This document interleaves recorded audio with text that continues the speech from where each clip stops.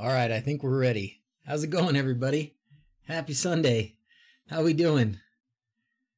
It says nobody's watching, but I don't believe it. I think there's probably some people watching. Who knows why it is saying that. Let's see if we can refresh that a little bit. Hey, there you go. I see some folks. Adono, Mark, Seagray, how's it going? Did you get your package? What did I do with your stuff, Seagray? Oh, yeah. Yeah, I should have mailed it. I finally mailed you your headboard sticker. What do you think? Did you get it? Everybody that had stickers coming should have got it. You got it. Oh, good. Adono got his. I wish it could have been bigger, Seagray. I'm sorry. But, you know, you can think of me. That was a long time ago. That was a really long time ago. Let's learn some stuff. You betcha. Amari's here to learn some stuff. Me too. Oh, perfect.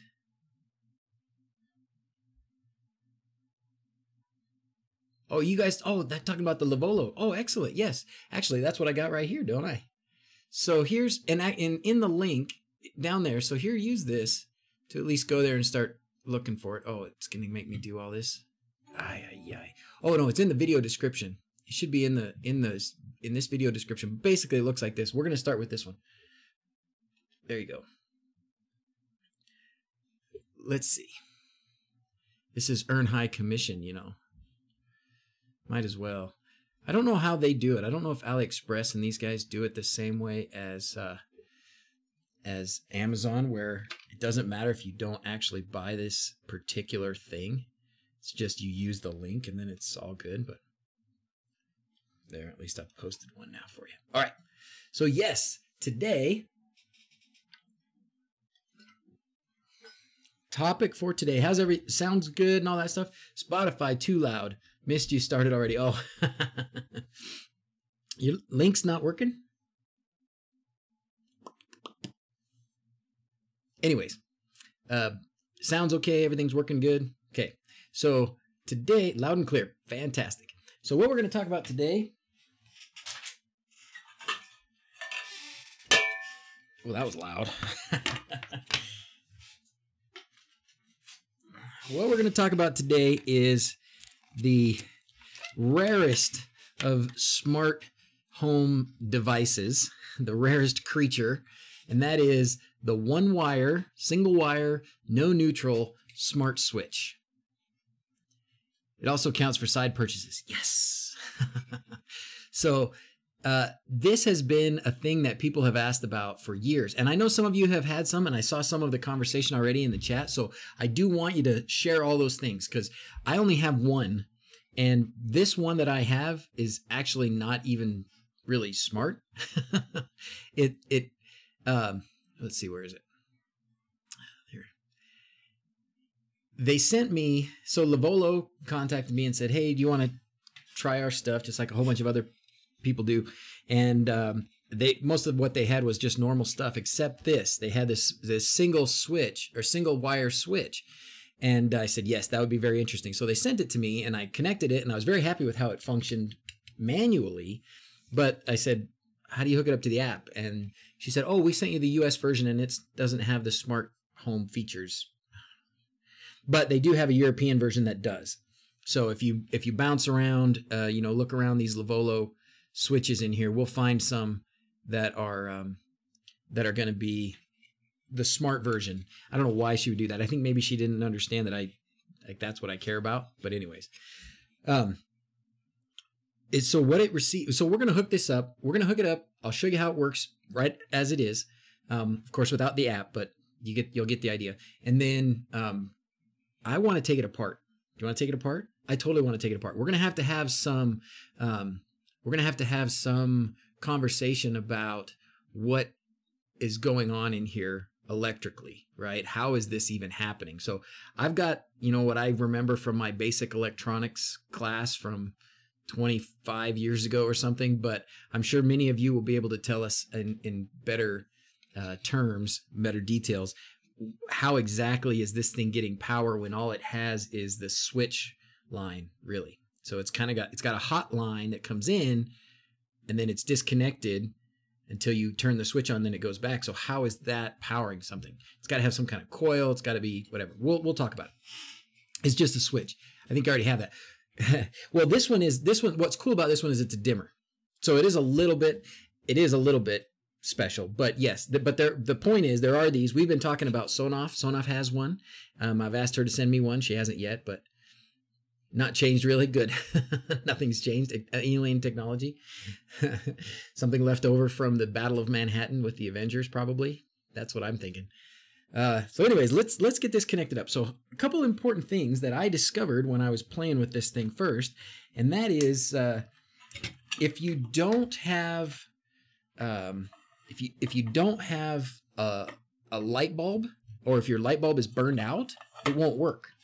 So that might give us some clues about what's going on and how it's working. Let me grab...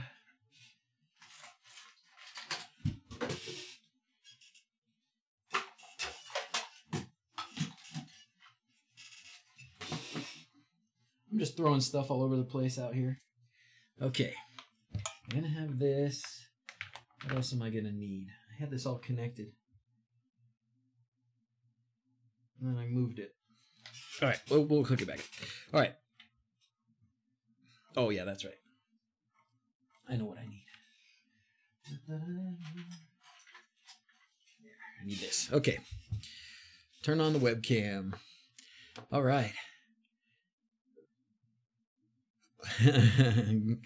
Greetings, everybody who I haven't said hi to. Thanks for all being here. Okay, we're going to turn on the webcam. Webcam. There it is. Very nice. Very nice. I'm going to make that a little bit bigger, though.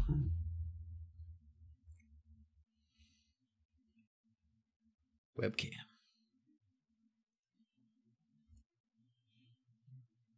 There we go. And of course, we'll have to play with the focus and stuff because that's just what we do, right? Oh my gosh, now it's huge. Okay. I know I could have done some of this while I was getting ready, but I spent my getting ready time making a thumbnail so that this stream has a thumbnail already and a title and a link to this little switch, so that would be there right off the bat. I think having the thumbnail and having a title really help when people are trying to decide, do I want to watch this or not? And if they don't see a title and they don't see a thumbnail, then they're like, well, he's probably just going to yap, which I am. But if they have a thumbnail to look at, then maybe they'll at least see that it's something you might be interested in. All right. Figure video. We're going to go here. Let's focus in on this guy. It's not too bad, but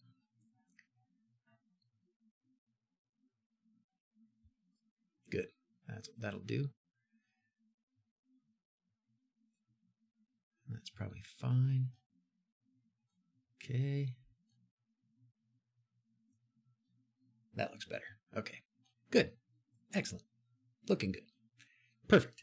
So what we've got, when you open this up, and many of you who have these kinds of switches, it looks just like a normal switch, which, great, you have a normal switch, no big deal. But because this one doesn't have smarts, but it kind of does. You'll see. I mean, it has an LED that lights up.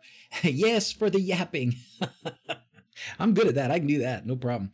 But they also have, they have versions of these that will connect to an app that have, Wi-Fi chip in them and stuff. But this one has like a smart dimmer, capacitive touch dimmer and stuff. So it's really pretty cool. But all you have to connect to it is 2 terminals. That's it. So what it comes down to is you'll have 2 wires in your switch box there. And one of them will be from the light like this. And I don't think it matters which one you connect it to, does it? Oh, yeah, it does. Line in and line out, okay? Line in. Can you see it? You can't.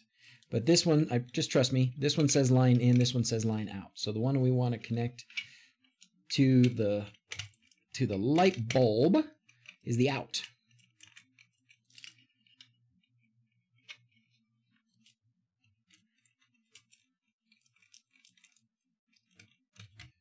All right, light bulb. Gee whiz. Okay. And then the in is going to be the hot wire from your circuit breaker. This is my equivalent to a circuit breaker.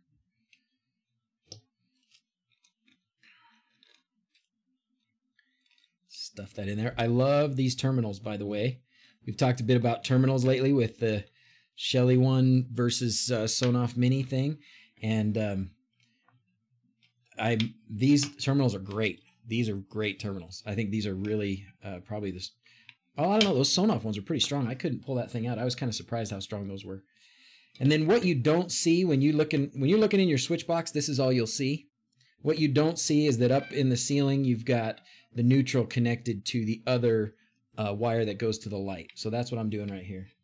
Oh, and I've got these cool things. And somebody last stream said, oh, I'm gonna send you some of those better connectors, and they did, from Amazon. I don't remember who it was, so thank you, whoever you were. Thank you. And I opened it up and threw away the Amazon thing before I looked at the name, and I could probably go back and look at the chat from the last stream and see who it was, but thank you, because those are so nice. These are so nice. Do you guys use these all the time in Europe and stuff? Because, man, these are really good. Was that you, Dale? Was that you? Thank you, man. All right. So now I'm going to plug this thing in. Okay. And turn this on. Oh, and right away you can see this little light came on. Oh, there goes the light lit up. So it's a dimmer. Now this is going to be pretty hard to see, but I will show you. So if you just tap it once, it comes on. Tap it again, it goes off. Hold it for a second and it dims. Can you see it getting a little bit different? Gets brighter, dimmer, brighter, dimmer. So not only is this, if you get the UK version, right, not this version, if you get the UK version, you get a smart switch dimmer with one wire. How awesome is that? I think that's pretty awesome. DigiBlur loves those connectors. That's because he's a smart guy too. He's a smart guy. So now let's experiment with this thing a little bit. So this is the dimmer version, okay? And that's what the link is. That's what's up there, whatever. This is the dimmer version, but it's only for incandescent type bulbs. So if you have LED bulbs, no good. Why not just buy a $2 switch from Home Depot, $22 for a non-smart switch? Well, no, Bobby, yeah. So this switch, let me show you. This switch here, the US version, it's this, I guess the only special thing about it is touch dimmer. I agree with you. That's too much. I'm not saying you have to buy this. This is one of many in a variety that they have that are the single wire switches. For most of us in the US, we don't need these. We don't need these. We don't have this kind of arrangement very often where all you have in your switch box is these two wires, right? I don't think I have any place like that. So I think this is more of a international thing. This is Europe, this is Asia, this is other places, not really the US. We don't do this. They put their power through the ceiling mostly, and then when they go down to a switch in the wall, it's just two wires that go down, and it's, you know, the switch, the hot wire, and the wire that goes from the switch back to the light, and that's it. So they've had a lot of trouble trying to use a Sonoff Basic, trying to use a Sonoff Mini, a Shelly, and all that because of this. You could probably still use it with an LED if you add extra resistance. Okay, could be. I don't know. So spam some links. If you guys have seen some other switches like this that are single wire that you like, I haven't been watching the chat much, but shoot me some links. Let's share them all, because I think we want to be able to compare them. We want everybody to be able to look at them. I don't have any of them physically with me, but we can look them up online. And we can compare them. We can talk about them. A couple things before we tear into this and kind of see what is happening in its guts and how it's working. I want to show you, if you have a, well, let's see, if we take the light bulb out, let's see, can you see the little blue light there? Not really, can you? Can you see it if I turn it off? Whoa. If I turn it off. No, you can't see it. I'm sorry, but anyways, there's a little, well, now it's red. There you go. You can see it right there. So if I turn it off, there's a blue light right there. You turn it on, it goes red. Okay, so you see that? So if there's Let's see if I take the light bulb out. That should go off, I think. Yeah. So if I take the light bulb out, it goes off. What the heck is going on?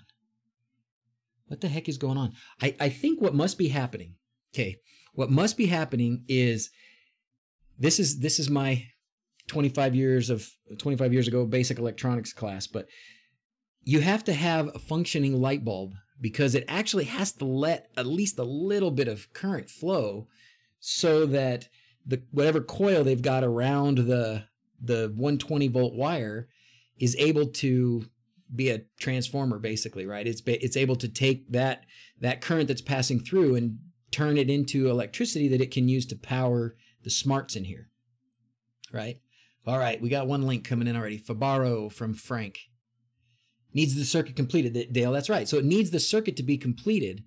So if you have, and when I first hooked this up, I could not get it to work, And what the heck's going on? Well, the bulb I had was burned out. Look at this. It's like a big headlight. I had to go dig it in the garage in an old shelf, an old cabinet to find an old light bulb that was incandescent so I could dim it, just test out the dimming part. But that worked. And the first one I grabbed didn't work. And so that was like, huh. Which is interesting because that means if your lights go out, your smart switch goes out. But what if you have more than one bulb? You know, we've got situations in our house, and you guys probably do too, where you have 5 or 6 or maybe 3 or 2, whatever, lights in the ceiling that go to one switch. If one of those light bulbs go out, would this still work or would it not work? That's an interesting question. I don't know the answer to that. You didn't get a notification today? Doggone it. I will never, ever be able to pronounce your username. Maybe you didn't mean for it to be pronounceable. I don't know. Are they in series? They're probably in parallel, I would guess. But I don't know. If they're in series, you're right. It wouldn't work, right? It does still work, Jordy says. Arrived a little late due to having a barbecue, you lucky dog, Tony. It should. The bulbs are in parallel. Yeah, okay, good. I would think they would probably be, but good. All right. So should we tear this thing open? All right. I have no use for this switch. I mean, it's a nice switch, but I'm not going to put it in my house anywhere. Ooh, what's this one now? Technical. What do you got here? No neutral, single Zigbee. Oh, nice. Why did that not show up as a link? That's weird. Oh, and so when you guys are posting links, hopefully everybody can get them. If you don't get them, let me know.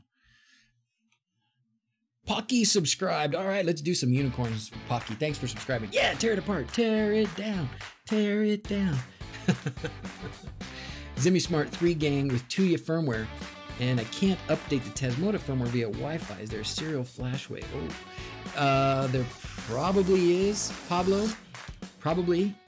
There's almost always a manual way to do it. Sometimes it's easier than others. I've turned this off just so everybody's aware. Let's go back to this for a minute. I've turned this off, so I'm not going to get shocked.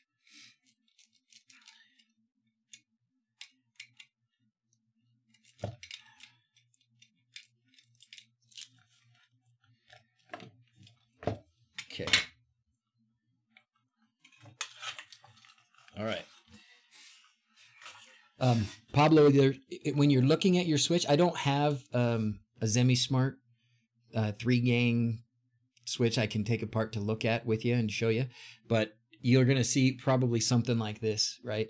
And you'll have, if it's not labeled, you'll have to really poke around. You know who I would go to is Travis. And some of these guys might know too, to be able to tell you where pins are and stuff on that particular switch, but Travis he's got a bit of an addiction, DigiBlur, that is. He's got a bit of an addiction to tearing apart smart switches. He's never met a smart switch that he didn't want to dissect, I think. All right. Livolo has those with neutral, works with Zigbee, and research has started to be embedded in Home Assistant. Oh, cool. Mine, I can already switch in Home Assistant, true with Alexa integration. Nice, Gino. Awesome. Travis is the man, you betcha. Okay, let's poke it open. See what's going on in here. See if I can do it without destroying it. I didn't want to do this before I showed you how it works, so I haven't done this yet. Maybe I should. You know what I should do? I'm such a silly goose. We need to put the alert box above the webcam. There we go. So now when we get an alert, it will show up. I'm sorry for whoever just got that alert, or whoever did subscribe or something and didn't get the cool little graphic because I didn't see it. All right. I'm going to pull this apart. Here we go. Feels dark in here today. So have you guys seen that Sonoff has one too? Sonoff's finally putting out a no neutral switch. I like Sonoff, but you know, they're not the only game in town anymore, not by far, not by a long shot. And they haven't been, you know, they went crazy and did really well with the Sonoff Basic, but they haven't done a ton since. Oh, look at there. Okay, well, that was easy. What can I see on there? I don't see anything. Nothing too dramatic there. Here we go with the glasses again. Everybody click the like button. Thank you, Sir Good Enough. Yeah, that would be helpful. You know, it's funny. Last week we had like this record-setting day, right? We had 350 plus people that showed up to look at the fan. And I had like a bunch of down thumbs. And so it was like one of my worst liked videos or something. I don't know what happened. Anyways, it was also crazy. I had like 4,000 videos in like 4,000 views in like the first hour. I don't know what happened, but it was crazy. It was good. It was a good time. All right, let's see what we got here. Can I read at all what that says? No. Not even close. Not with these anyways. We're gonna have to get serious about the eyewear today. Hey, from Bosnia, how's it going? From Croatia? Thinking of buying Sonoff T1 for the UK. I've got solid brick walls and metal back box. Will this affect the Wi-Fi signal and function of the switch? Very possibly, yes, Tony. We've talked about that a little bit, and I don't know because I don't have those. I can't say for sure, but I would think probably. I think it would probably affect it. I would say buy one and test it out. It's the best I can do. Nicola, I don't know what that is. Hey, Alion, how's it going? All right, now I can see. Okay, I have no idea what that chip does. That might be the dimming part. I don't know what that is. Anyways, okay, what else we got in here? We got, I'm looking for, so that, no, this is going to be what does the dimming, right? This is a, what do you call these things? I can't remember what you call them. What, is that the MOSFET? Anyways, this is probably what does the dimming. Big pins there. It's got a lot of connections. So if you had other switches, you could put them there, or if they would be there in the back. I don't see anything drastically cool here. So let's go another level deeper. MOSFET. Yeah, that's right. Hey, Lucifer's here. Amazing light switch. Cool that you can dim it. Yeah, it was actually, you know what? Pretty cool. Pretty cool. I really wish I had the smart version. I told her that, so maybe she'll send me the smart version again later. Once I show her this, that we like did this whole video on this one switch, maybe she'll send me more. I am taking a little bit of a hiatus from accepting devices. I went on a bit of a splurge, and I've got way too many things, and I've got a lot of Chinese electronics mafia after me right now to do videos for things that they sent me that I haven't touched. So they're sending me emails and I'm just ignoring them, pretending I'm on vacation or something. Gosh. No, it's not running on a battery, actually. That's what's cool, Crazy Jerry, or Crazy Jimmy. Are you Crazy Jimmy, or a different Jimmy?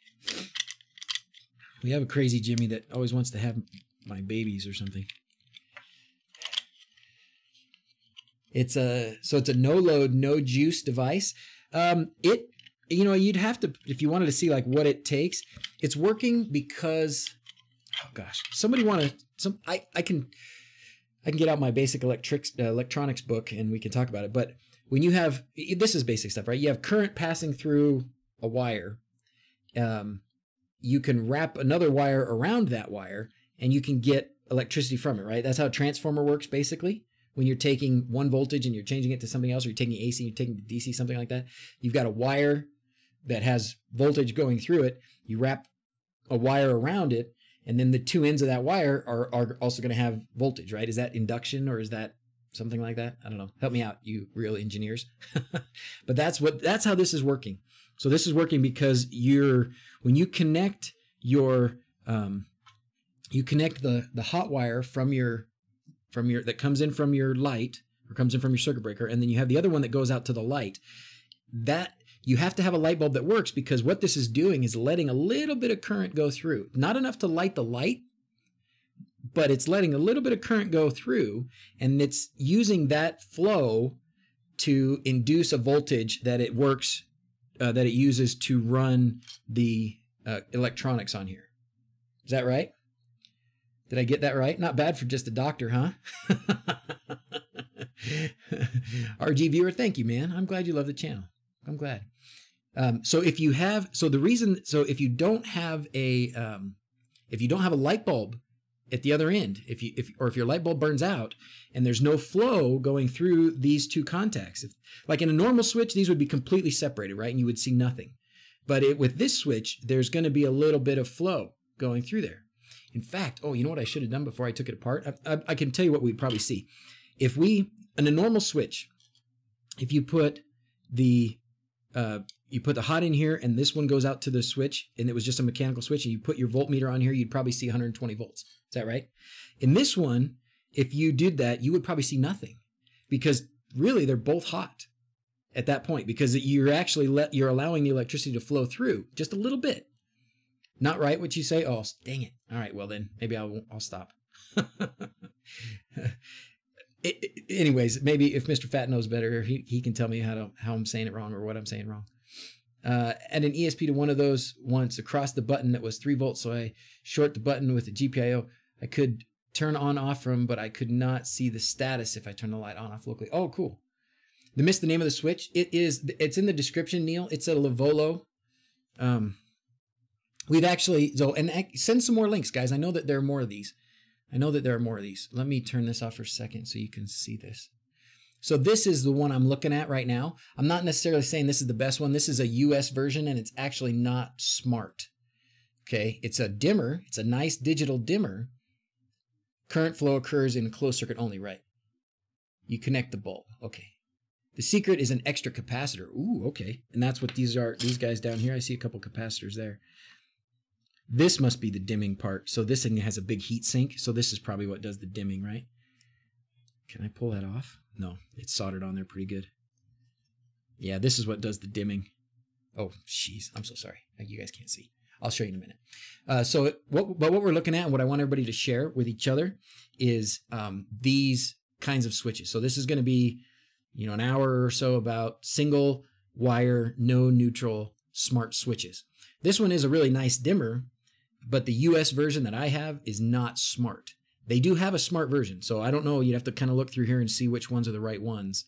And they have them, with up to 3 switches on them. But they're all, well, not all of them, but many of them are the no neutral kind. Why am I in German? What's happening? When did that happen? Netherlands. Frank, did you hack this? Is speaking Netherlandish. Bewaren. Is that beware? That looks like beware. Okay, that's better. There's a language I understand. I should start trying to speak Dutch, shouldn't I? Anyways, in here, they're going to have some links to some that are single wire, right?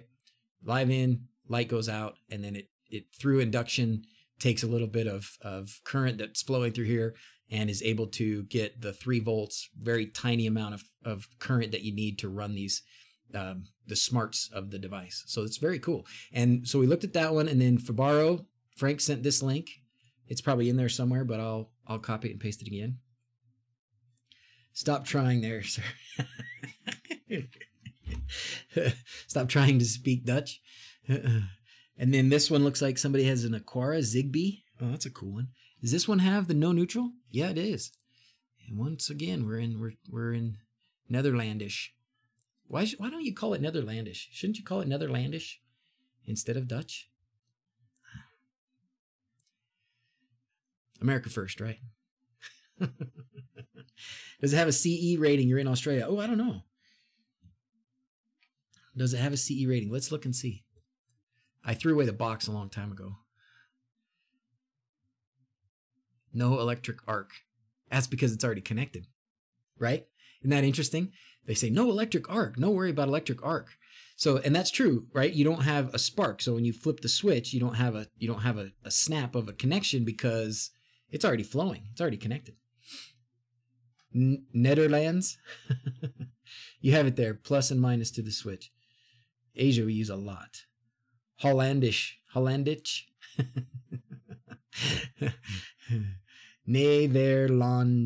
Netherlands. You're welcome, Bebop. Let's see what kind of certifications these have.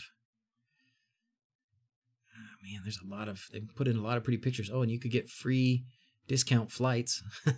Oh, this is pretty cool, though. I got to give them credit for giving you all this kind of information. They just show you their factory. Here you go. Sold all over the world. Series meet markets requirements. Now, these are a bunch of certifications that I can't see. That says CE right there. Is that what you're looking for? Maybe that is. Best people in the world. I need to go. I think that it's high on my list of places to go visit. Besides, I have friends there. It just seems like a really cool place. Got a lot of smart stuff going on there.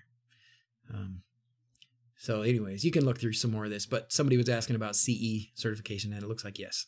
So, and then these Aquara ones. This is interesting. So this is a no neutral version. How about that? And this is a Zigbee, Aquara Zigbee no neutral version. That is really cool.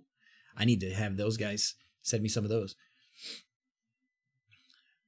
That's awesome. That's awesome for you guys. I mean, I don't need these. I don't use them, but oh, and then here you go. This is you can use these in a three-way switch situation as well. Or they have a three-way version. I'm trying to see standard three-way switches. Well, where's the smart switch go into this? I don't see where the smart switch fits in here. I can imagine where it might work, but they don't show it wired up that way. Anywho, so if you guys, if there's others, Chinese CE certification, is that different? If there are others, send me some more links. Let's get back to tearing this thing down. Okay. So what we've got is, this is the heat sink. I'm going to remove the heat sink if I can, just so we can see the parts that are underneath it. What I would like to know that I don't see here is where they would put the Wi-Fi chip. Where would they put the Wi-Fi chip? Because this is obviously a stripped down version, because this is a one gang single switch kind of version. I need to zoom in, don't I? And then I need to focus again. And I don't mean like this kind of focus. Huh? I mean like my eyeballs focus.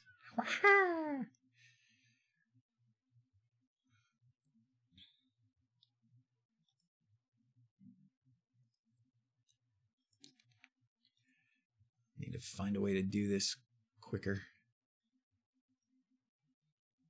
There we go. Better? Good. All right, squirrel. Put the wrong Wi-Fi info into Tasmota. Oh, is there a way to recover OTA, or do I have to crack it open? Good question. Does anybody have an answer for Darcy? Put the wrong Wi-Fi info into Tasmota. You know, if it can't connect to the Wi-Fi address that you put in with the password that you put in, hopefully it may revert to access point mode where it's broadcasting. So look for a Wi-Fi network that says Sonoff, whatever. That would be my hope.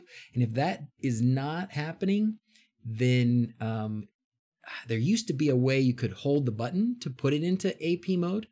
So you can try that. And you have to go to Tasmota and look at exactly what you have to do, because I can't remember if it was a hold or if it was a multi-press or something, but there was a switch sequence where you press the button a certain number of times or whatever, and it would then put it into access point mode where it would broadcast the network, and then you could get into it and change the password. So you got a couple choices before you have to break it open.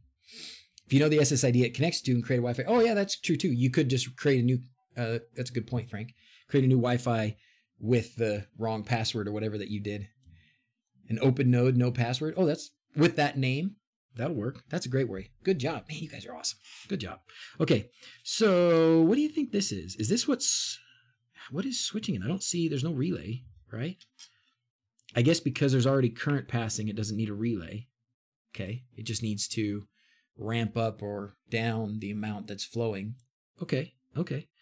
So if you had multiple, if you had the 3 version, it looks like that's the maximum, then you would have some parts in here. I just wish I knew where they would put the Wi-Fi chip. If they were going to put a Wi-Fi chip in here. Maybe it's a whole nother module. You know what? Maybe it is. Let's see. Oh yeah, I bet. If I was them, if I were building this switch, what I would do is I would make a module like, you know, like the, what was Frank using recently? The ESP01 sort of module, and mount it right here. So it would be separate from this. They would have to solder it to these pins, and that would give them easy access to program it from up here. But and there's room there. So that's probably where it's missing from. So I don't see anything on here that's going to be a Wi-Fi chip at all, inactive, or even just a place on the board where they would solder it in with all of its potential connections. You know, it's got 4 sides, and it would have quite a bit of tracings going to different stuff. So what they must be doing is either this whole board is different on the smart version, or you would use a module there. Okay, so now the last thing I want to see is how is this grabbing this induction? So we've got, I got to put these back on. An octocouple. What's the octocouple? Oh, this is the octocouple. Optocouple. Been looking for a smart switch that doesn't need a neutral because the flat we've bought doesn't have those. Found Livolo Broadlink RF ones, and those generic ones are half cheaper. Oh, good. Well, if the generic ones are cheaper, maybe Livolo. Is Livolo like a pretty nice brand? Like, I don't know, like Fabaro, those kinds of things. Maybe it is, huh? Let's identify the chips. Okay. Go ahead and read you some part numbers here or something. So we said this was the optocoupler. What other chips are on here? This thing. What is that thing? This is a PIC 16F690. Does that mean anything to anybody?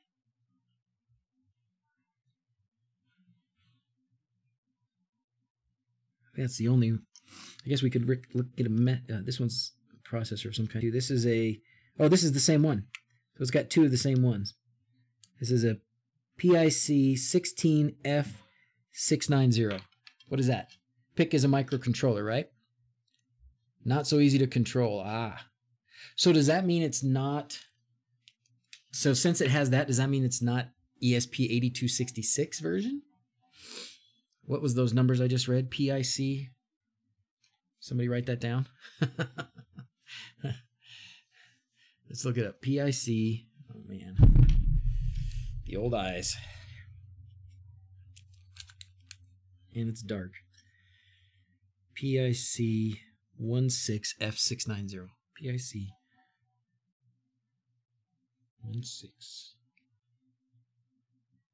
16F690.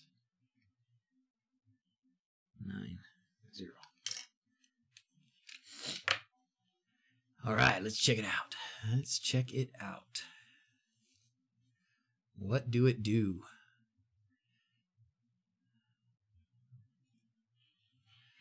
Microcontroller, advantage, mid-range, architecture standard, wide operating type, nanowatt technology, standard analog peripherals up to 12 channels, analog comparator, enhanced capture, compare PWM. So it doesn't do any kind of Wi-Fi, huh? Yeah.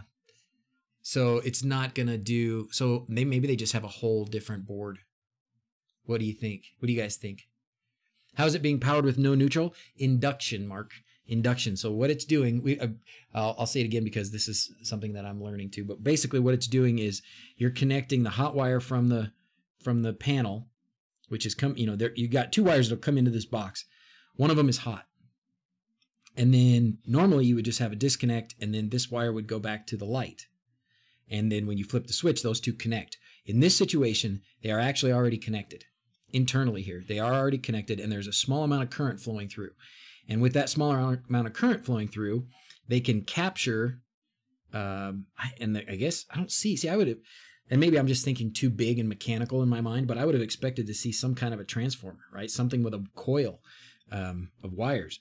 But basically, they're taking that little bit of current that's passing through, and they're using that to generate a small voltage. And then they're using that small voltage to power the microcontroller. And that's it. Probably uses a Tuya module on the switch panel. Okay, so maybe it is right. I look like an astronaut. It does have a UART, which could be used to control the board using an ESP chip for a smart version. Okay, so probably a module. They probably aren't redesigning all of this for their smart version. They're probably just adding a module, like we were saying, maybe over here. I wish I had one to open. AVRs over PIC. God save us from PICs. Oh, yeah? Oh, AVRs are better? So, Ferenc, you know more about microcontrollers, obviously, than I probably ever will. So I don't know what the AVRs versus PICs or the difference or why one, but if you say so, I believe you. Whatever you say. That doesn't explain how it's powered when the light is off. No, it is. No, it still is. So even when the light is not actually lit up, there is still current flowing through it. So there is. So let's try. This is going to freak out my some of my electronics friends, but let's hook it back up and measure the voltage, and I'll show you. That's right. Mark says it. The light is never off. It's so dim it's not on that you can see, but it is allowing a small amount of current through. It has to be. It's the only way it works. And that's why if you take the light bulb out, or if you have a burnt out light bulb where that circuit is no longer complete, it won't work. It can't induce that voltage, and it can't run the smarts of the board if that circuit's not complete. So if your light bulb's physically out, or if it's burned out, it won't work. Does that make more sense? If the switch is not smart, then what will it do? I missed the earlier part of the video. Oh, it's a dimmer. It's a really nice digital, well, I say digital, PWM kind of dimmer. So I'll hook it back up in a minute, and I'll show you again. But basically, that's what this particular one they sent me does, is it just dims. But they have a smart version. For some reason, the lady thought because I'm in the US, I only wanted the US version. And they haven't, I don't know if they haven't got all the right approvals or whatever, but they don't have the US version smart yet. Just uses leakage current, is rectified to DC for the electronics. Jeff says it smarter than me. So essentially 5 volts will be going through the bulb. No, I think it'll be 120. I think it'll be 120. It'll just be, it's taking, because there's current flowing through, it can induce a new voltage, and that new voltage, like a transformer, and that new voltage is going to be probably 3 volts is all. Livolo works with Home Assistant? Is there a Livolo component? No way.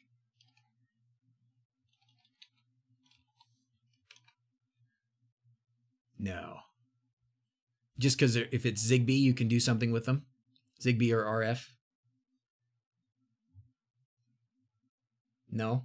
UK folks, there is a great YouTube tutorial on the wiring for Shelly ones in ceiling roses. Nice. Nice.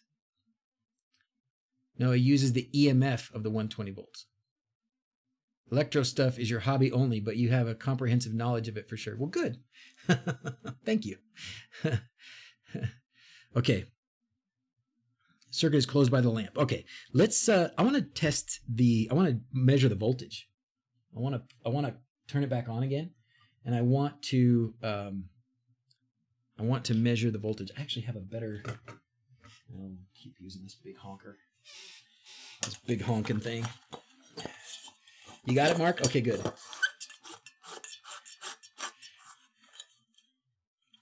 Only the plus is not active to the lamp. Let's see how this goes. I'm curious, because this may bust my theory a little bit if this doesn't work out like I think it will. Can I have the link to the smart one, please? Let's look and see if we can find the smart one. What you can have for sure is this is a similar switch. This is a similar switch that does, oh, let me do this. Let me do this a little bit different real quick. Let me just grab, if you guys don't mind, I don't think you do, hopefully. Let me turn this into an affiliate link real quick. Is that okay, Frank? Did you send me that one? You're okay if I do that, right? Okay.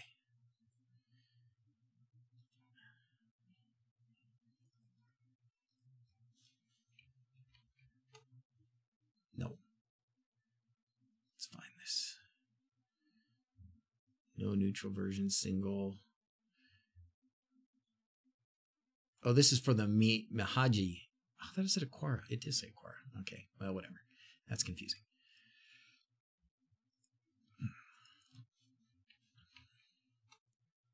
Oh, come on. I know you sell it. I'm looking right at it. There it is. There it is. No neutral. Okay, great. Promote by link. We'll copy this. We'll paste it here. Thank you, Frank. And then I will cut out all this garbage, so all you have is the link.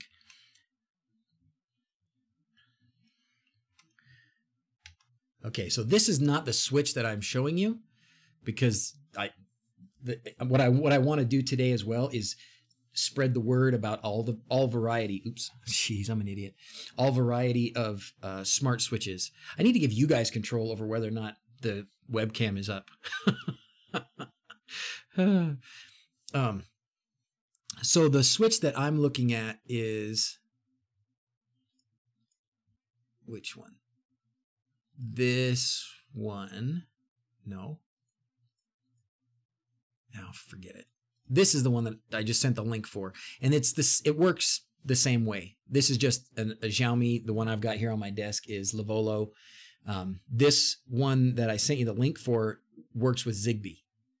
So if you have the decons with the conbee stick, or if you have an MQTT or Zigbee to MQTT stick, or if you use one of these hubs, and some of these, I don't know if this Xiaomi hub, the Aquara one works with Home Assistant. I don't know about this Mihaji Gateway hub. I don't know what that will do. But anyways, this should work with Home Assistant as well. So the Aquara stuff works with Home Assistant.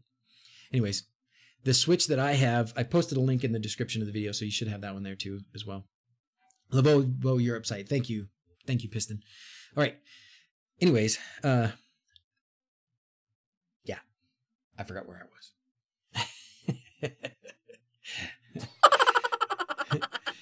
The Gateway Hub does not work. Okay. The Aquara one does. The one I have does.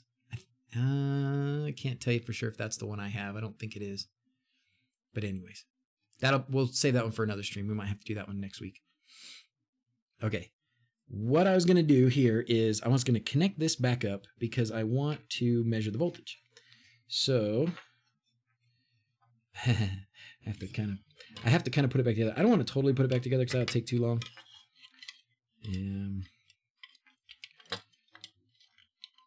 Let's see. It must have been in this way. Yeah. All right. Line in is that one. And line out is this one. Okay. This is, we're going to do a little electro boom potentially here. You wanted to check the voltages. Right. Got it. Okay. I guess if I hook this up backwards, it won't really matter. It just won't work. Right.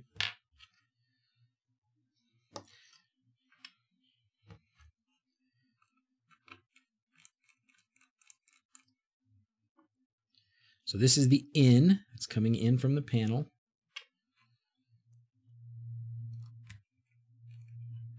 Oh, you stinker. Get in there.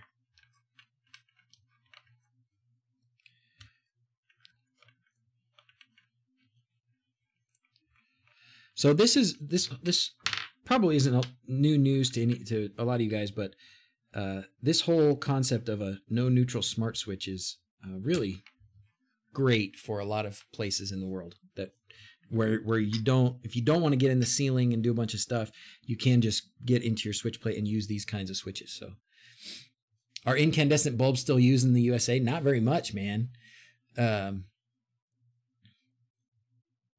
What is the smart part of this stream? I don't know. I don't think there is one.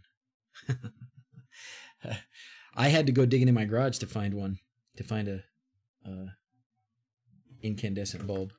Okay, so we're gonna, maybe I should at least put the heatsink back together. If we're gonna actually dim this bulb again, that might be a smart thing to do so I don't make something explode in my face.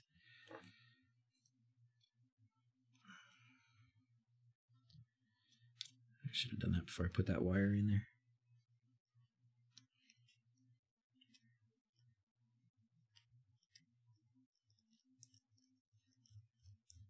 Okay. Oh, and I don't have the touch part on here. I have to put that part back on.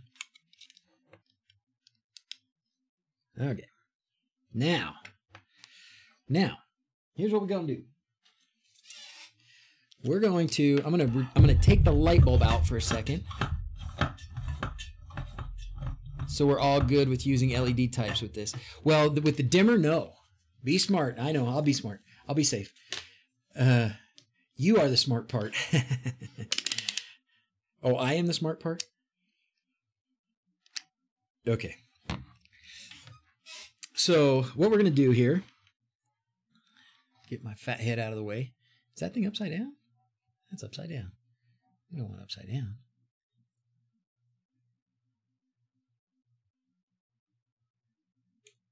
That's better. Okay. All right. So the dimming doesn't work with LEDs. This is a dimmer. This is a dimmer. So one that's not dimmer, yes, you can use LEDs. There might be dimmers that you could use with LEDs, but when you buy a dimmer, you always have to specify or know which types of bulbs you're going to use, because dimming an LED isn't the same as dimming an incandescent, right? Okay.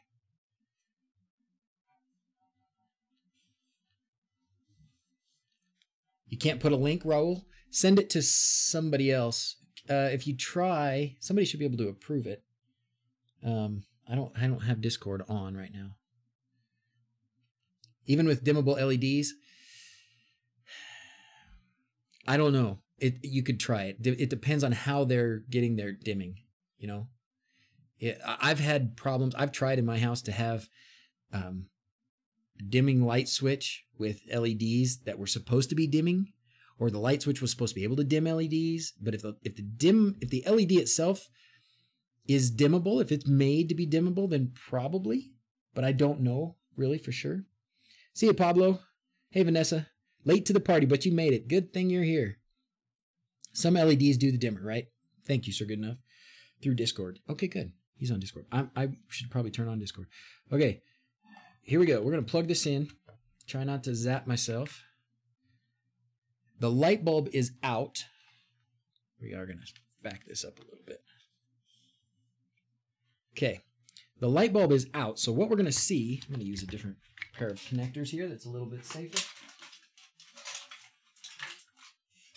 This makes it a little bit easier to touch two contacts because I can do it with one hand. Okay, so what we're going to see here, if my theory is correct, is 120 volts. See that? Okay.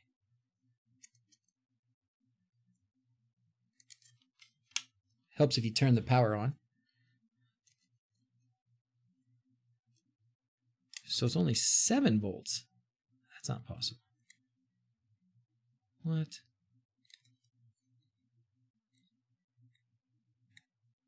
$7 volts. What in the world is happening there?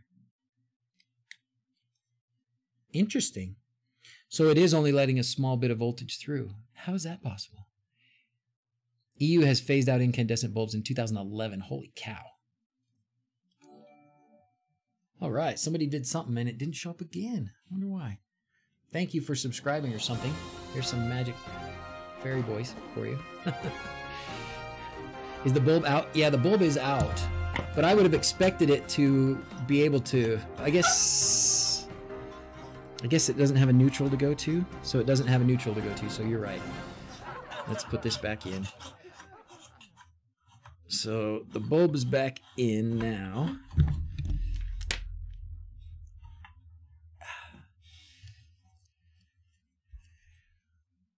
Check the voltage between the leads and the neutral on either side of the device. Oh, okay. So out here.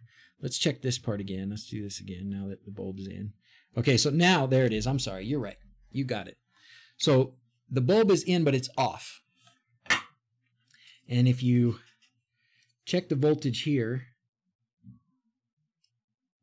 now we get 120. If I can keep it contacted. There you go. Come on, stinker. Okay. Oh, now you can't see it. 120. Okay, but it's off. The bulb, I mean, the light's not on. Once this starts to go on, and now you can see, I don't know if you can see the light in the room changing a little. So it's dimming on, dimming off. It's actually a pretty nice dimmer. It would be, you know, great if it was smart. On it should be 3 or 4. So with the light on, see, that kind of blew a little bit of my theory when I only got 7 volts on that with it on, or with the bulb disconnected. Hi guys.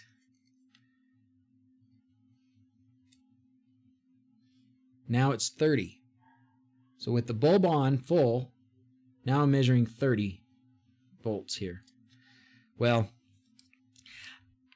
I had a basic understanding of what was going on.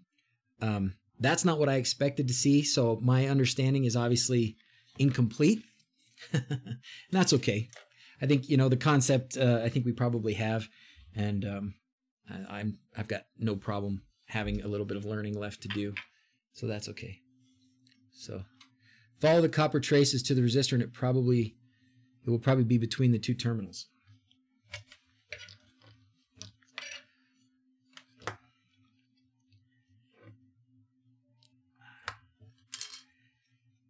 Yeah, I don't know what it's doing here. These must have something to do with it.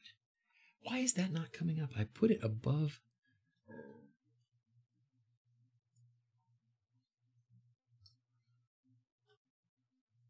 Come on, alert box. You need to be above the webcam, dude.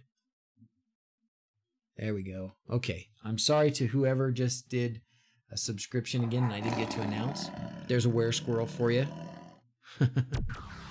All right, I'm going to read some of this because I want to learn, and you guys are probably telling me what the right answers are. So, like you said before, it reduces the current, but getting some voltage. Okay, follow the copper traces to the resistor. It'll probably be between the 2 terminals. Change dimer to max bright. Okay, it's using the voltage drop across the resistor. Not sure, but it seems there is a small leakage via the MOSFETs. Okay, okay. Well, it's a fun experiment.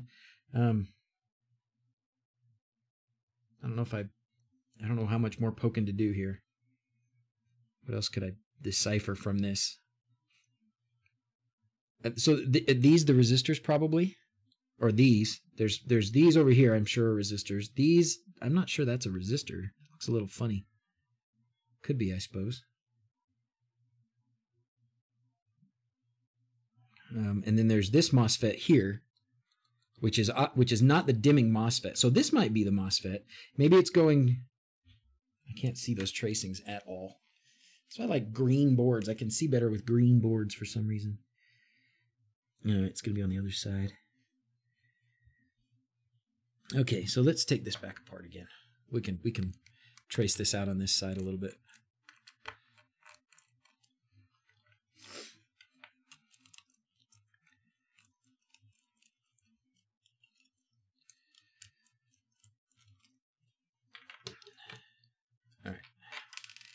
All right.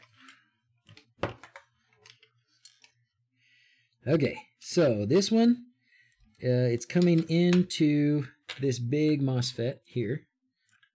Oh, wait. What is that thing? That's not a MOSFET. What is that, guys? Is that a resistor? What is that? BR, B2D, 90 degrees Celsius. I don't know what that is. Is that a capacitor? What is that? I don't know what that is. It's the through-hole resistor. That's a 3-watt resistor? Okay. So this is a resistor? So that's where it's going. So this is here. It's got this resistor. Oh, and then maybe I don't know. It's weird that that's connected to the heatsink like that. That seems, I don't understand. Well, this is cool. Thermal normal open or normal closed. Maybe a temperature sensor? Oh, okay. I hear music. Where's that coming from? Oh, I think my kids are outside playing music. Temp sensor, okay. So anyways, it goes from this, and then it goes to... Oh, it looks like it's... There's a potential for a component here that's not there. They just put a wire across. L1. This big resistor here, can't tell what it's doing either. This is going to the MOSFET there. I don't know. Well, I thought maybe I could deduce a little bit more from this, but it needs someone with more brains to deduce what else is going on here. So this one is definitely connected to this, and that makes sense. This is the output to the switch, and it's coming from the MOSFET here. So this part is getting the dimming, right? So this is, I'm sure the PWM is doing something here, and this is varying what goes out to the switch with this MOSFET, and then, so that's that. How it's getting its power must be happening over here somewhere. So it could be this one,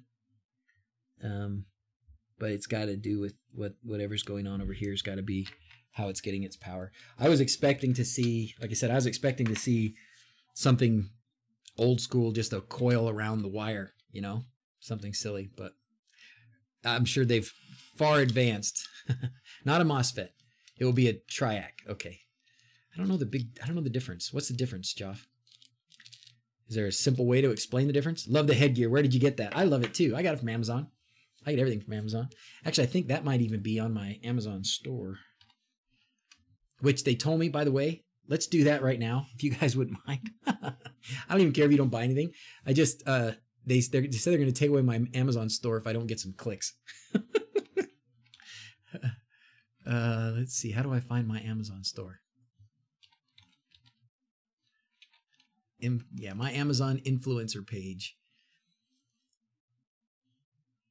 No, sign in.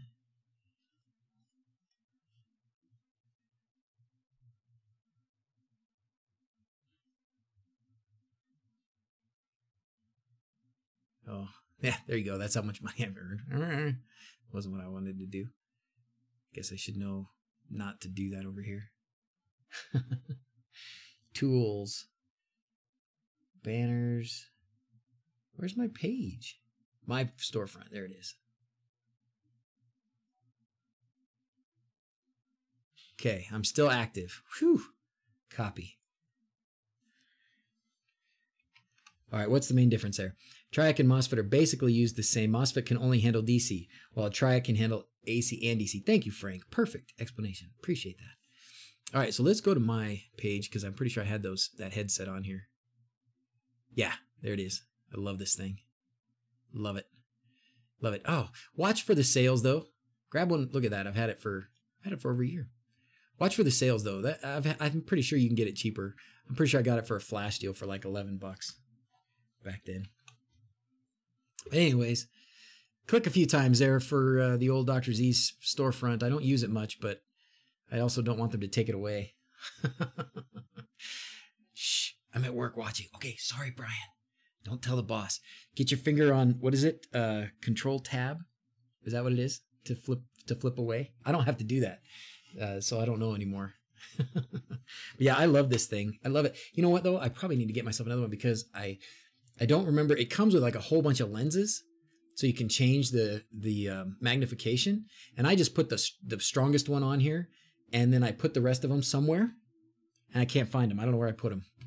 So link us. Did I not link you? Oh, I'll link the page. Okay. There you go.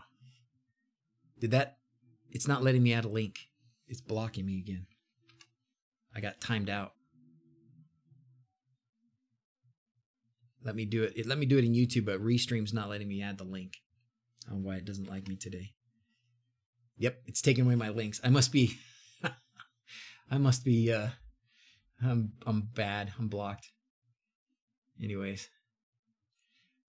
I bought this for my dad too, actually. I bought one of these for him. Because I saw him with a, pair of reading glasses, really trying to he was doing something with the carburetor or something. So I got that for him. Which reminds me, do you guys want to chat about this anymore? I'm ready to kind of change the topic a little bit, chat for a few more minutes, and then we'll probably sign off a little earlier than other days. But we've been going for an hour. That's pretty good. See it on YouTube. Those safe places. Let's see. Google, DrZzs, Amazon, you find it. Oh, cool. Thank you, Mr. Fat. I don't know why, it happens to me on Frank's stream all the time. I get timed out on Frank's stream. Like, I don't see anybody else get timed out. Just me. I think it's because I'm used to I'll type 3 words and then hit enter and type 3 words and hit enter. And then when I do that a couple times, it shuts me out. And you know what it does, Frank? Actually, I can't do 2 emojis at the same time. Like if I go into my, well, it's on Twitch, right? So I can go on Twitch and do special emojis or whatever. I can't do it here. But if I go put my Twitch squirrel in there, and I put 2 of them, I get auto banned instantly. Oh yeah, sure. Actually, Seamus, that's a great idea. Let's talk about that. We can talk about that for a minute because I like that topic. So Seamus here, Thomas, is asking, can you tell us how you do your echo dots in the wall to the ceiling speakers? Yes, I can. And I can tell you what I've done and what I think I should do and maybe what I'm planning. Okay. So what I've done is we have speakers in the ceiling that come down and they go to these, we've looked at them before. They're these A-bus audio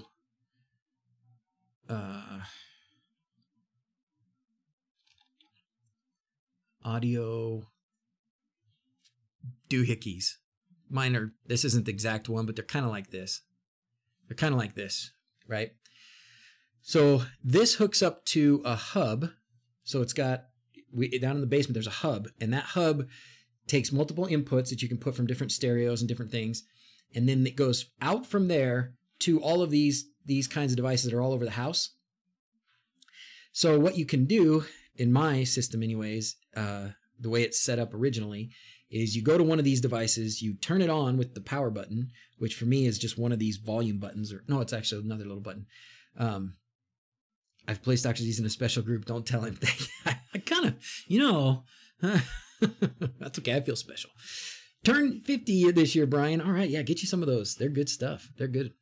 So anyways, you turn it on and then you go, ow, what was that? You turn it on and then you select the input. You select which channel you want to get your input from. Oh, my foot got wet. Oh, man. Like, what is that on my foot? And there's water on the floor. I just put my foot in it. Anyways, okay.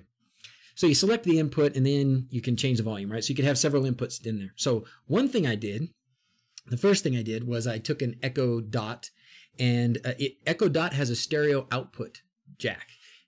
Unfortunately, the Google Home Mini does not, which I was really disappointed with. I wanted to put a Google Home Mini and connect it to the speakers as well, but I couldn't. Did he pee himself? I might have. But at first what I did was I took an Echo Dot and I connected it downstairs in the basement and put the output of the stereo jack to RCA cables in as an input to this system. And then you could select it, and then you had to tell, the Amazon, you had to use the She Who Shall Not Be Named. I caught myself. You had to use the She Who Shall Not Be Named app to select music and stuff, and it was okay. It kind of disconnected sometimes. Sometimes it got a mind of its own. Sometimes it was harder to get control of it. I also tried a Chromecast. I did the same thing with a Chromecast audio. So Chromecast, the little circle, they made one, and they still do probably, that's just audio. So you power it with 5-volt USB charger kind of looking thing, and then you can do the stereo out, same thing, RCA cables, red, white, goes into the input, select it. That didn't work very well either. Same kind of problems, really. It disconnects sometimes, and it just didn't really work beautifully. The other thing I did was put the Volumio Pi down there. So the Volumio Pi has been pretty good. It's always available, but what I have noticed is after a time, for some reason, it'll say it's playing. I'll go and push play on the Volumio interface, but nothing will come out until I restart. It's like the input, this A-bus system isn't recognizing it as an input anymore. If it sleeps for a while. And so I have to restart the Volumio. I can do it through the interface, so it's okay. But, oh, did they discontinue the Chromecast audio? Oh, bummer, man. Bummer. Is there a hack to add aux out of the Google Mini? I don't know, Jawbreaker, but if there is, I'd like to know. I'd like to know. Hey, Carlo, I didn't see you there lurking. Thanks for being here. Water and AC are a great combo. Yeah, that's funny. I'm wearing my rubber socks, so it's fine. But now let me get to the point of where I'm at now. So that's what I have done in the past, and none of that has worked great. What I did do in our master bedroom was I took this device right here, and it was an intercom space, so it wasn't quite this device, but I took this intercom out, and I 3D printed a little bracket, and I put it in the wall, and it holds the Amazon Echo Dot. And then I just got, one of these, you can buy these little stereo connectors. It's an aux connector, 3.5 millimeter connector that has two screw terminals. And then I did take this device that was there, and I disconnected the speakers from it. So the speakers are in the ceiling, and there's one of these in our bedroom. So the speaker wires come down, and I disconnected those speaker wires from this A-bus device, and I connected them to the aux jack or whatever I made, the aux connector. And then I stuck that into the Google or to the Amazon Echo, and it works, but it's not very loud. So what I would do differently is I would get a small amplifier board, and you should be able to get a pretty small, easy amplifier board, so that you could, go up on the volume a little bit. But then it works great. What do you need? The Ender 3 Pro or the Ender 5? Ooh, good question. What do you guys think for Frank for the 3D printer? I'm so happy you're getting a 3D printer, Frank. I'm so happy. I can't weigh in because I don't have either, but I think if I was going to buy one, I might do the CR10S Pro.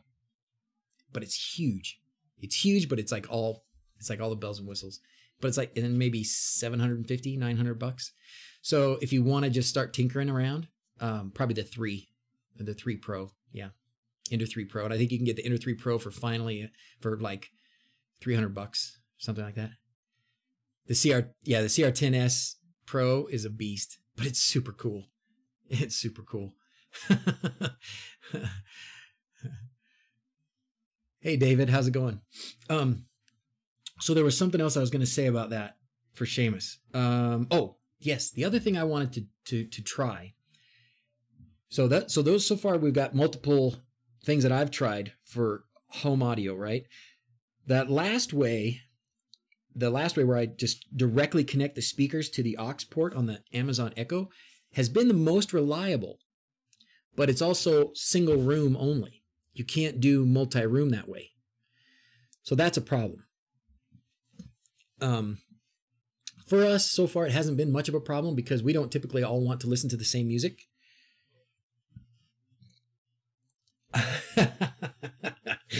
All right, Piston, that's a deal. Frank, if you get the say hi to Carissa. Is that how did I say it right? Carissa Viado. Carissa? That's a cool name. If you pronounce it that way, Carissa, I really like that name. Hi, Carissa. Hi, Carissa Viado. Nice to meet you. Thanks for being here. Offline, doing a yard sale. Get one of those, though. Okay. If you get a 3D printer, Frank, I will sort my config files. Oops, that's not what I want. That's what I want. You could do that. Yes, Seamus, you absolutely could do that. And that's a good plan because the Echo Dots have that multi-room audio thing, right? Where you set up a group and you say, okay, I want all these devices to be able to play audio at the same time.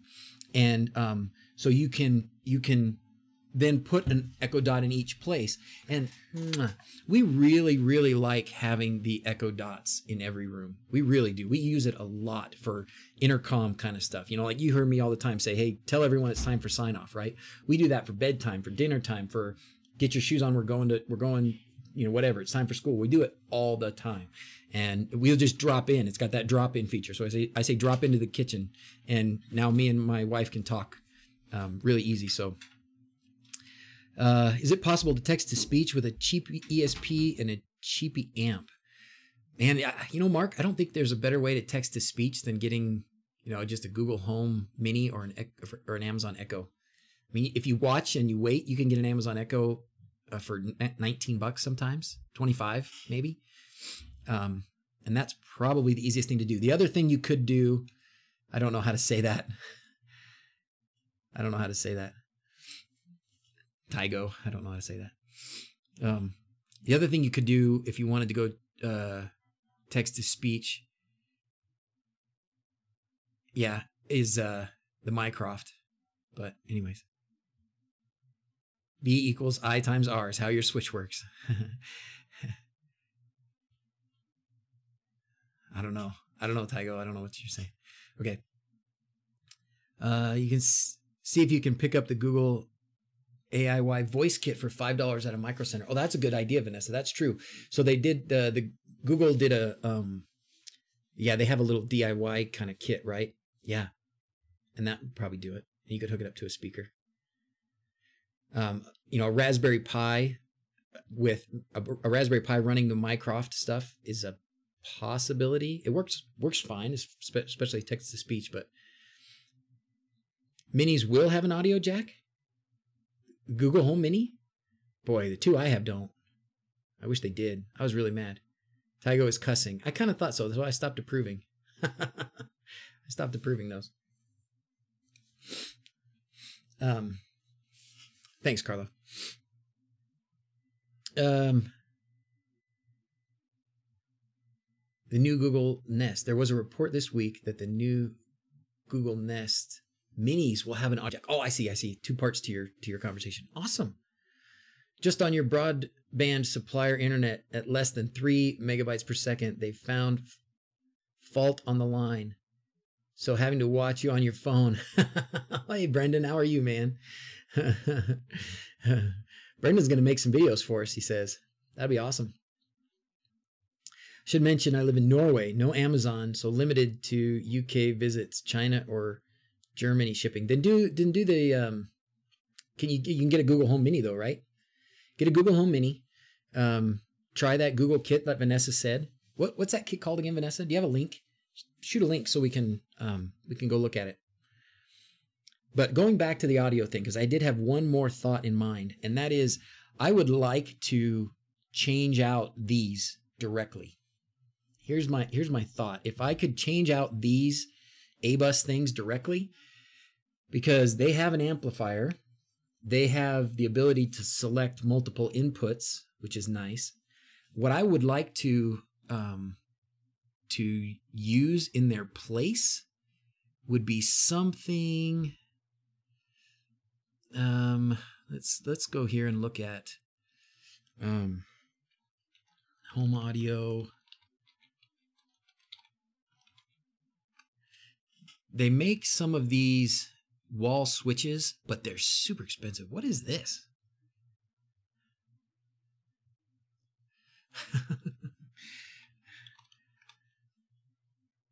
Oh my gosh, come on.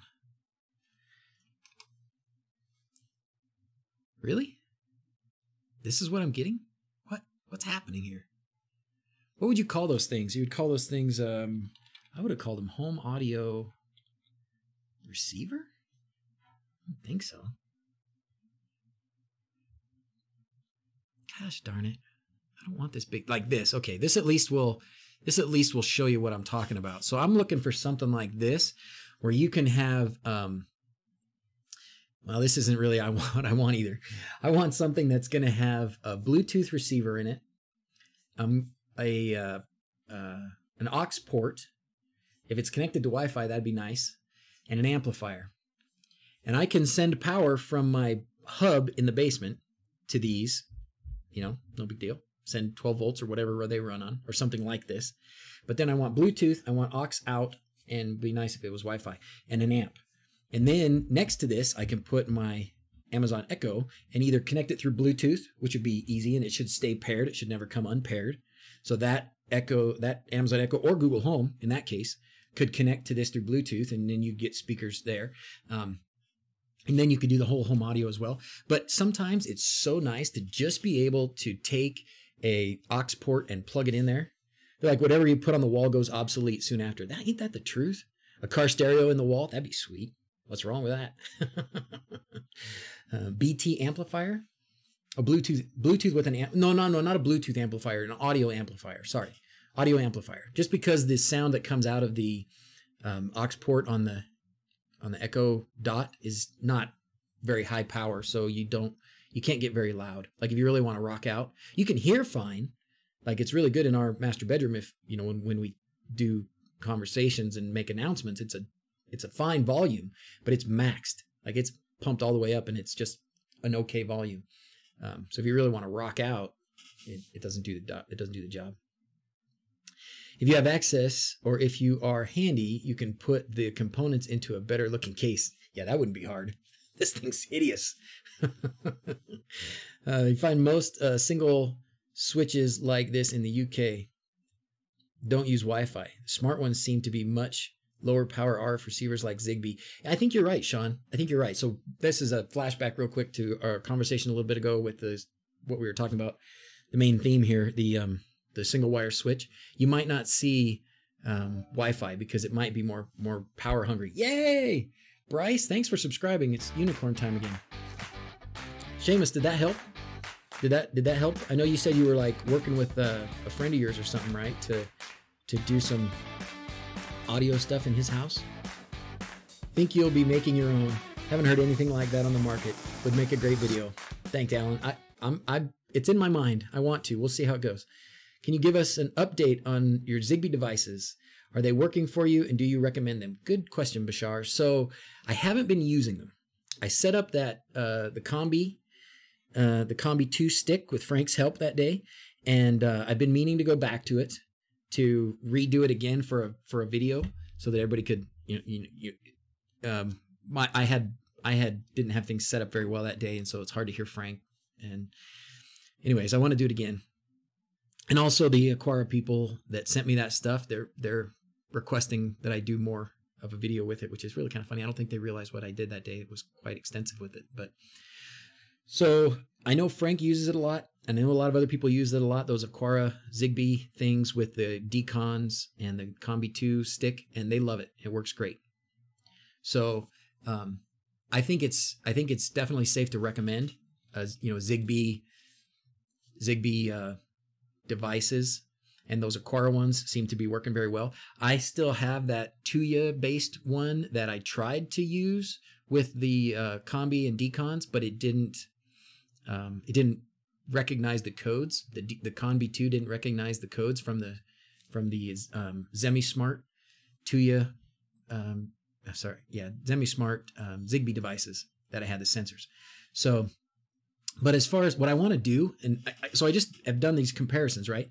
I did the comparisons with the Mini and the Shelly 1, and I actually have the second part almost finished. It's all filmed and it's mostly edited. It was 45 minutes long. I had to edit it down to like 15. So that'll be coming out soon.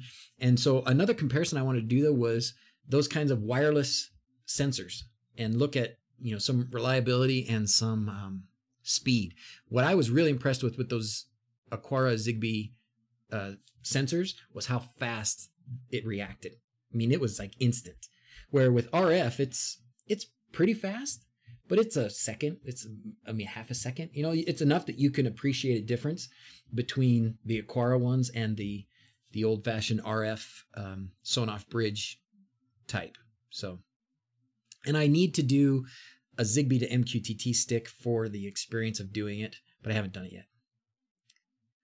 So yes, I would say it's definitely recommendable to do the for me at least, the decons. Oh, okay.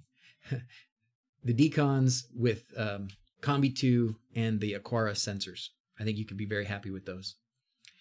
Zigbee versus Z-Wave versus Wise. Ooh, that would be a good one. I don't know if I want to do Z-Wave at all, but I do have my Wise Sense.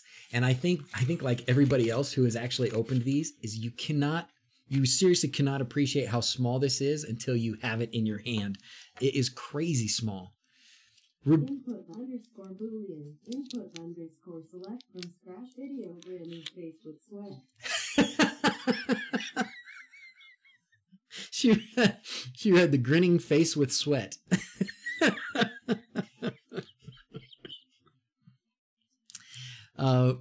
Roberto, that's a good request. We can do a I think that would be a good stream. We could tear into some input select and input Boolean stuff. That would be a good stream. If you have questions about some specific things, come to Discord and we can probably get you through, get your stuff working. But look how small this thing is. I mean, my gosh, it is the tiniest thing ever. And even the motion sensor is super tiny. All right. Thank you very much, Ruperto, and we'll help you. We'll get you there. All right, let's see. Really want Wise to work well with Home Assistant. So do I, Carlo. I'm excited. Didn't Travis just get these working pretty well? I thought he did. Like I was watching part of his stream. Sir Good Enough says grip ties. Yep, we'll do that too. And I want to mention this. This is the Mini Master. You're mentioning this single switch Sonoff new device, and that's true. That's right. They have a new single wire switch. Been moving configurable from my config automations to input, bang, and making a separate configuration tab in Lovelace. Oh, cool. Time to turn things on. Oh, cool. I like the Z-Wave with the USB stick at the minute. Really, Seamus? Okay. My problem with Z-Wave is just the price. The price and the proprietary nature, but maybe I should give them a try. You're welcome, Bashar. Always happy to answer when I can, man. Wise sensors really surprised me. Oh, there's Travis. Not what I expected out of them, and they just work. Zigbee just doesn't have the range for you. You know, somebody was asking about that, and I haven't tried the extenders, so that'll be something. That's going to take me time. Like for me to be able to take those systems, get them connected, get them working, test them, compare them, and stuff. That's not something I will be able to do fast. So, and then we'll go to GripLock ties. GripLock ties. GripLockTies.com. This moment is brought to you by GripLockTies.com. They actually aren't paying me. GripLock Ties don't pay me, but actually they do if you buy some. But anyways, GripLock Ties are awesome. My friend's the engineer.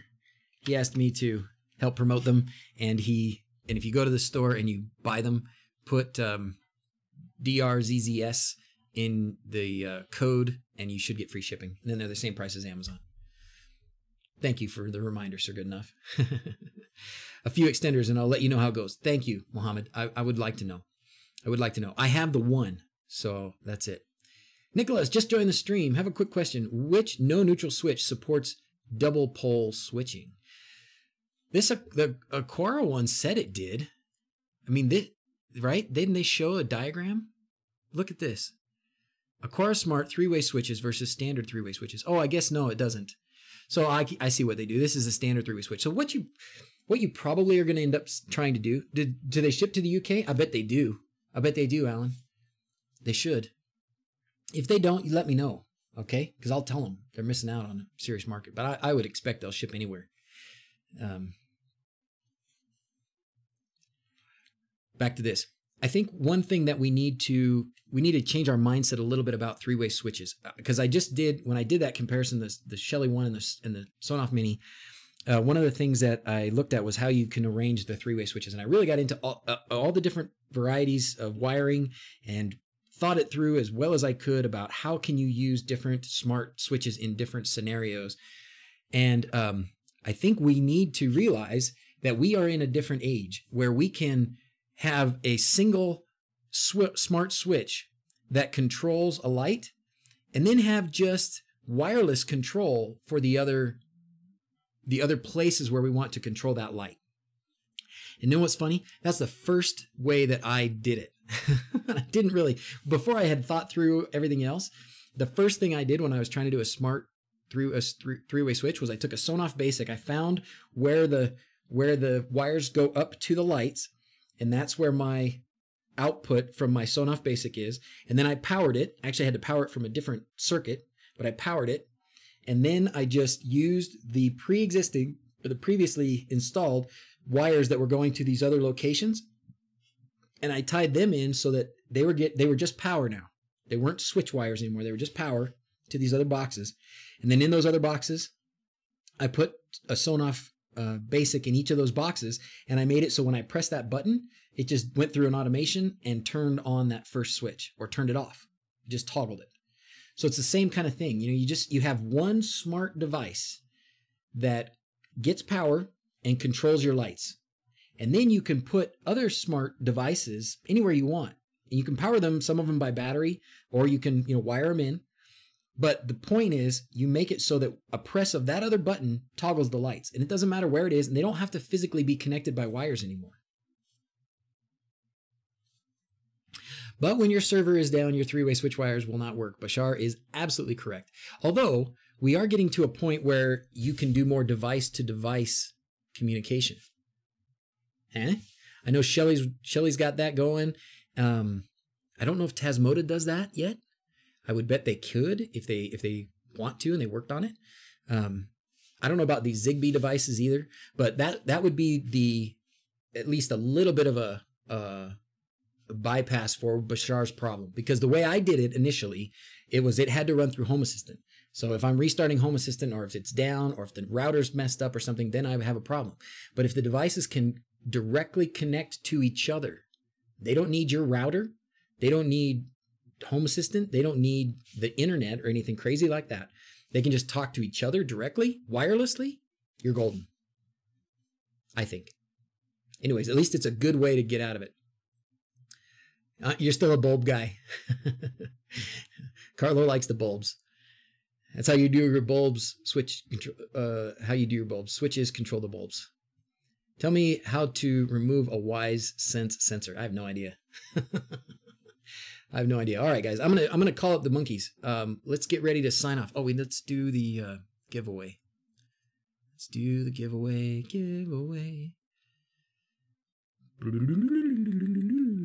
Yes, everybody should have gotten a bunch. There should have been a bunch of stickers start to arrive. Where did it go?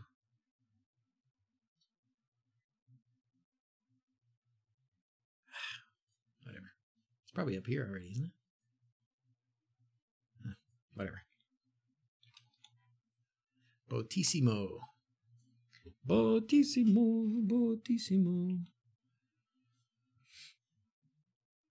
No giveaways open? Oh, dear. Yeah, it probably isn't open yet. Okay. So today is the 25th. 8:25. Stickers. Save. Okay, it's active. Exclamation point enter for stickers. Stickers. And then we go. Now the chat's gonna get. I'm gonna get lost. All right. Ended up getting a Google Wi-Fi as you advised, and acting great. Thank you a lot. Oh, you're welcome, Mohammed. I'm glad you're liking it. I think I might be starting to overload mine too now. I don't know. It seems to need. I don't know. I have 111 devices lately, but I'm glad you like it. It's been good for me.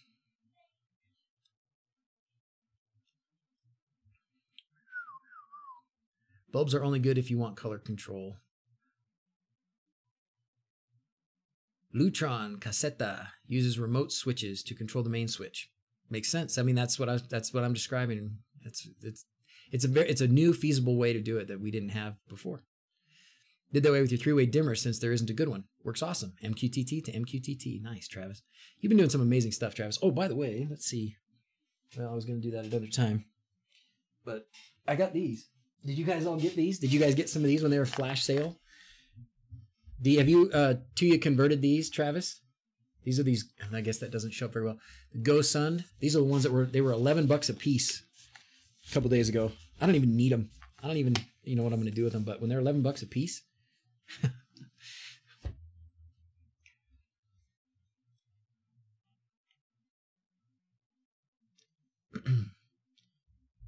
How can you read all those posts coming in?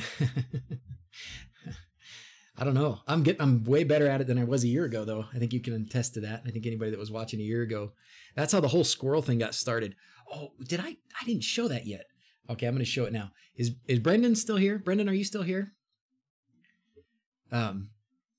Brendan helped me come up with a new little logo. Just an addition. I'm not going to abandon any of the stuff I've been using because I attached to it all, but Brendan came up with a new little logo for me. But that's how the whole squirrels thing started, was because I would be reading. Oh, there's all these guys trying to send me messages. Sorry, guys. I didn't have Discord on at all.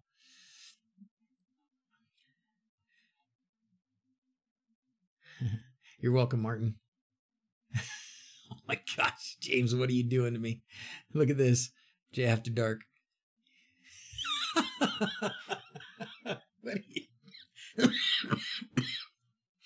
Oh my gosh, that's too funny. A little Snapchat filter action.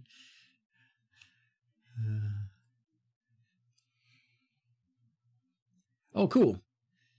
Martha, yep, everybody's bragging about their stickers. Awesome. Glad you got them. Oh, here's something for... What's Frank talking about? Supports 2 switches. Dimmer 2. Oh, is this the... Is it out? Did they announce it? Or did you just set this up separately? 2 switches and 1 light, so you can use this second switch differently. Oh, nice. Is that the Shelly one? Frank? All right, I came to Discord for something else. Brendan, here we go. Check it out, check it out, check it out. Ta-da! What do you think? You like it? I think it's pretty cool. Oh, that's the Fabaro dimmer too. Oh, okay. Oh, it just the shape. I thought maybe that was a Shelly.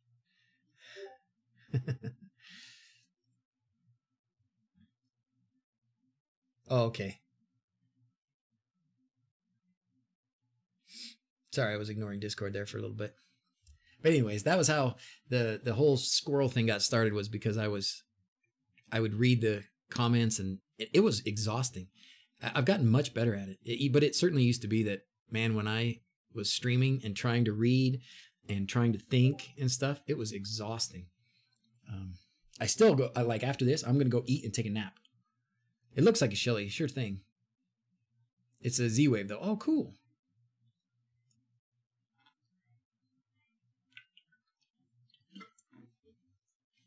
Can use that logo for this stream, like you do with unicorns. I'm gonna. That's a great idea. That's a great idea. I like it. I haven't done much with it since he sent it to me, but yeah, I want to 3D print. You know, put it on some stuff. Put it on some stickers. It'll be fun. Thanks for your blog about using OpenMQTT on the Sonoff bridge. Works great as a replacement for Sonoff that keeps losing Wi-Fi. Oh, good. I'm glad, Andrew. All right, let's do this.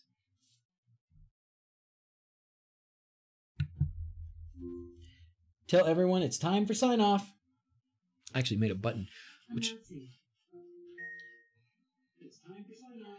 We didn't get to talk about it, but the Alexa Media Player. Has anybody else's Alexa Media Player started giving them a lot of grief lately?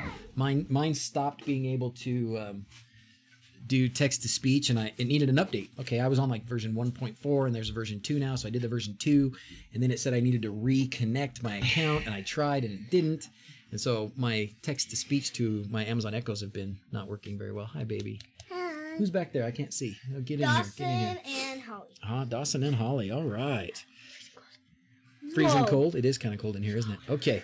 Let's see. Freezing. Why did you put like House Squirrel Discord picks. Let's go to Bautissimo. Okay, are you guys ready? How are we doing in here? 83? Are we ready to do it? Me and Holly. Okay. Is that okay, Dawson? Sure. Okay. Press it. And here we go. First winner. Pick it. Stop. Holly, you ready? Yep, I'm ready. I can't see. Set. One fart unicorn. First. Fart unicorn. Wait, does unicorn fart? It does at the end, but you guys can't hear it because it, no, is it not? Is it the unicorn? Oh yeah, it is, because he does that little thing that goes across. Cold. You know why it's cold, Piston? Is because the air conditioning is right here, and it seriously there's the toot guy. It blows right on us. So when they come in here, they're like, "Oh, Dad, it's so cold," but I like it cold. My Google Nest makes me say please after asking to turn on my heat pump or else it won't work. That is awesome, Ned. That is awesome. Oops, didn't mean to turn that on. Okay, let's do this. Let's get going. All right, Holly, roll the drum roll, baby. And then it's me. Drum roll, please. Drum roll, please. And the winner is... We'll do two. Winner is... I don't know how to say that. GripLock. Which reminds me, I think that one of the guys who won last time... Madrian, Arm, Jerry? No, maybe it was the time before. Somebody I didn't specifically say send me your address.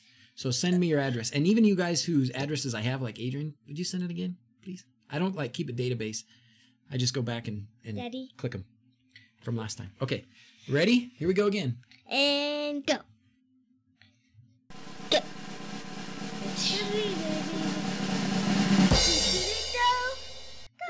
Piston broke. Piston broke one of the stickers. Have you won before, Piston? I hope not. Even if you have, I'll send you more. I don't care. But I'm glad you won, man. You're always here. You're always... All right. Cool. Oh, there's Arm Harveys. You won your stickers. Oh, good. You're in Orem? Dude, you need to just come pick them up. No, seriously. We need to have like a Utah gathering. I wish Dawson's asleep. He might be. I wish we had... No, he's on the phone. Everybody does like the new sticker, Brendan. You did a good job. He's on the phone. Oh, he's on the phone? He's playing a game, probably? Yes. So, anyways, that's awesome, man. So, yeah, so we talked about it before. I'm not going to be able to do the Maker Faire this year, but we need to do a Utah first party. time. We need to do a Utah party. First time, awesome. You know, we probably have enough room at the house here. We could have a Utah party. Maybe for my birthday, we should just have a Utah party. Yeah, like we always do. Your friends come over and we all play Destiny. Yeah, we have done that in the past, haven't we? All right. Good job. Arenas and now let's do the surprise for him and then we will do the sign off. All right, guys, how do you want to do the sign off? What should we do today for sign off? As Daddy's flipping the keys. Do it while that's playing? No. I don't know. Let's just do a very nice... We were at Utah Beach today in Normandy, France. Oh, wow. Daddy's sacred angry place. Daddy's angry voice. Dad's angry voice? Yes. We already did that. No, that was Mom's angry voice. I'm glad there's a difference, I suppose. All right, guys. Let's do it. You ready? We're going to do it. Let me end this. Oh, and I didn't give... who was it? Who's always asking about the... It's Father Time. He's not here today. He's always asking about the bug. I made the leap, and I actually bought the battery for the bug a couple days ago. So it's going to be a month before I get it, but there it is. So anyways, yeah, important battlefield, World War II. Yeah, I know. I love some World War II history for sure. Anyways, let's do it. You guys ready? We're going to do Dad's angry voice? Yes. I would like to see how you guys do it. But I'll do it with you, but I want to hear how you guys do it. Okay. Not very loud. We can't be very loud, okay? Ready? Here we go. As always, thanks for watching. Until next time, I don't sound anything like that. I'm gonna punch a hole in the wall. Thanks for watching. I'm gonna punch a hole in the wall. He always punches holes in the walls. All right, everybody, thanks for being here. Thanks for going through this Switch with me. It was a lot of fun. So have a good Sunday, and we will see you soon. Frank, we'll see you streaming on Tuesday. And Travis, what are you doing for a schedule? You just doing it whenever? Anyways, thanks a lot, guys. Have a great Sunday. Take care. Adios.